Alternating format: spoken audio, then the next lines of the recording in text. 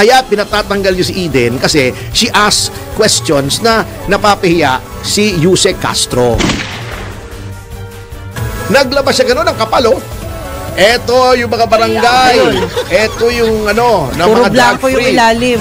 Kalahati nito, kaya pala siya makapal, habang pinapakita niya kanina sa briefing, kalahati po nitong mga to ay mga blankong papel. Hindi, unang-una, hindi naman sinabi kung ano yung barangay na yun. Opo. Nilagay lang. Bago yung likod para magmukhang makapal. Blanco O, di ba in-expose ni Eden? Alam naman natin kung bakit tinanggal. Napapahiya kasi sila.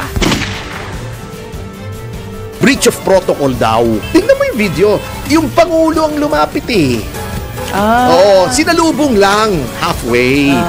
Ngayon, nakita ko yung video, pinaulit-ulit ko eh. Ngayon, noong lumapit na si Eden, nagsilapitan na rin yung ibang reporter.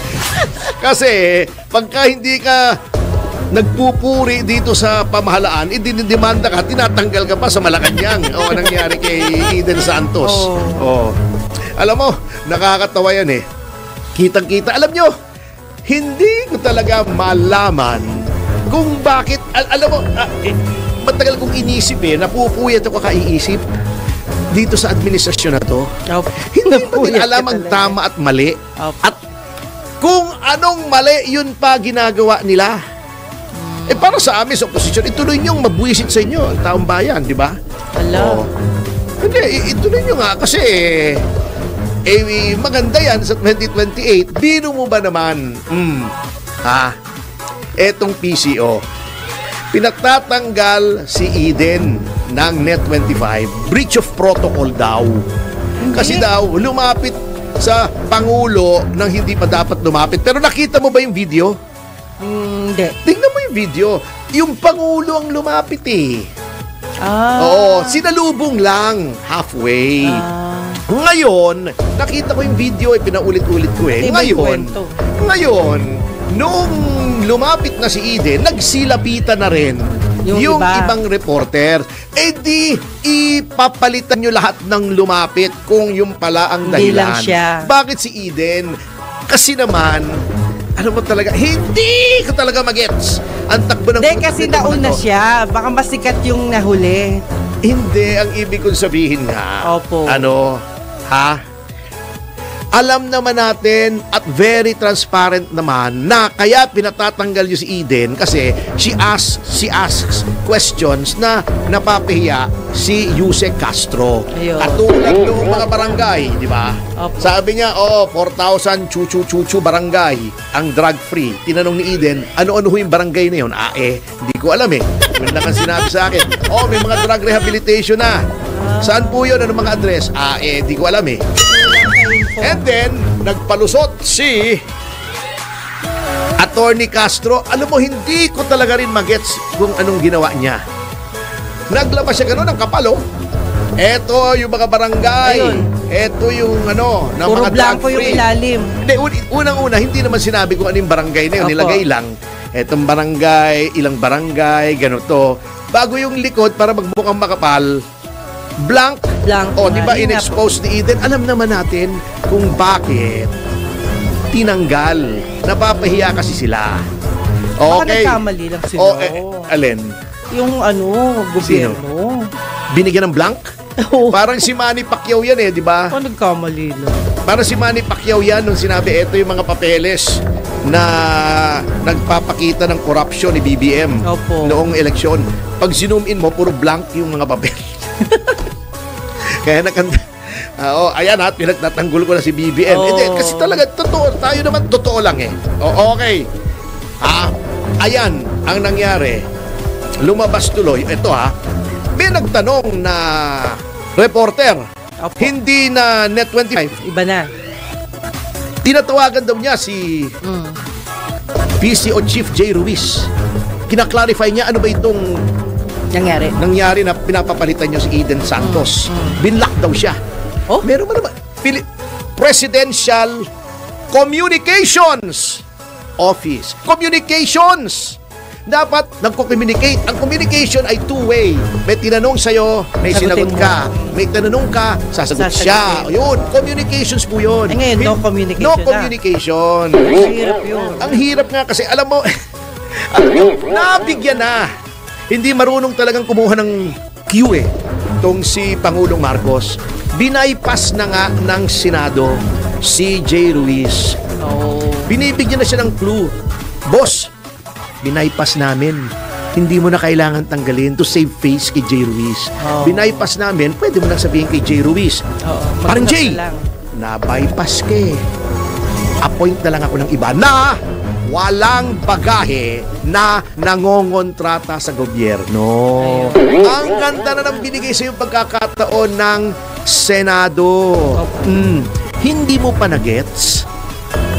Binibigyan ka na nga ng pagkakataon for you to backtrack on Jay Ruiz kasi nga nagkaroon ng controversy. Meron ba naman Presidential Communications Office sa halip na ma-communicate niya yung programa ng Pangulo, yun ang chief mandate ng PCO para maihayag sa mga media and therefore sa taong bayan kung anong programa ng gobyerno. True. Oo.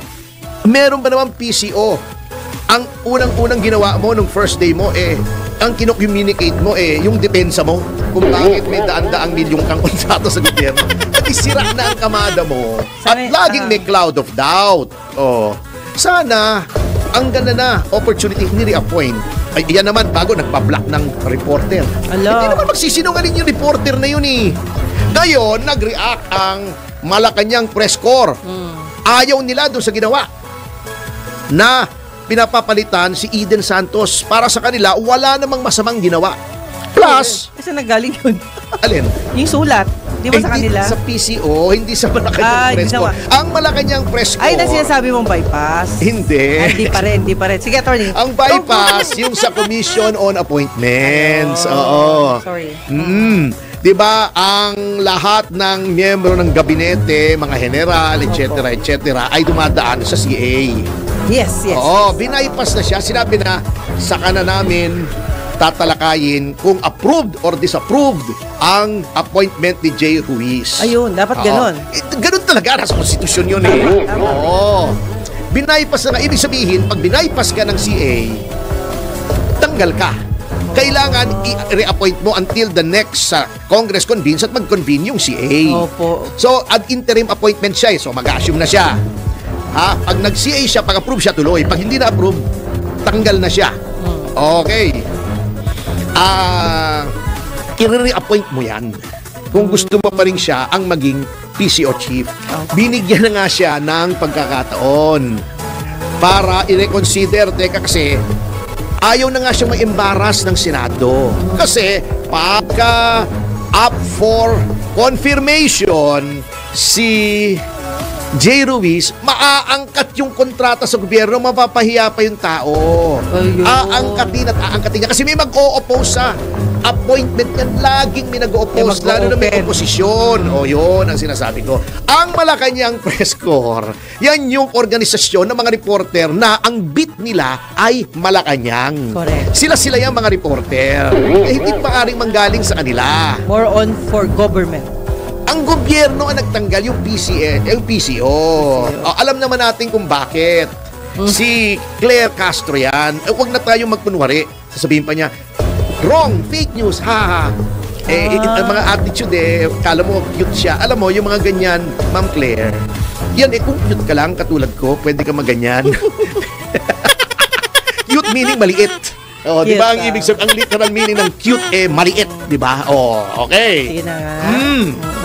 Ayaw ng Malacanang Press Corps kasi unang-una, wala naman daw ginagawang masama si Eden. Pangalawa, if they will do that to Eden at hindi kikibo ang Press Corps, maaaring gawin din sa kanila. Sa iba. Bad precedent.